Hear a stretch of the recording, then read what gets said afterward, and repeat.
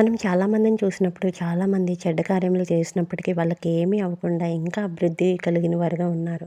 అటువంటి వారితో పోల్చినప్పుడు అయ్యో! దేవుడు మనల్ని ఎందుకు ఇలా చేశాడు? వాళ్ళు చెడ్డ మార్గంలో వెళ్ళినా కూడా వాళ్ళు అభివృద్ధి పొందుకుంటున్నారు. వాళ్ళు ఈ స్థితిలో ఉన్నారు. నేనేంటి ఇలాంటి దరిద్రమైన స్థితిలో ఉన్నానని ఒక్కొక్కసారి అనిపిస్తది అందరికి ఎవరికైనా.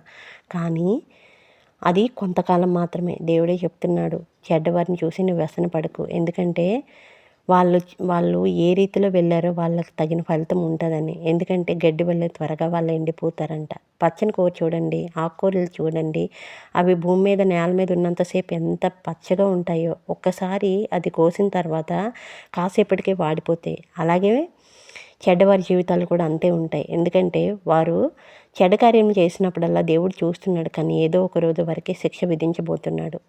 కానీ మనం నీతిగా వెళ్ళినప్పుడు ఈరోజు మనకు జరగకపోవచ్చు, కానీ ఏదో ఒక రోజు మనకి దేవుడు చల్లగా చూస్తాడు. ఎందుకంటే దేవుని యొక్క ఆశీర్వాదాలు పొందుకోగలం.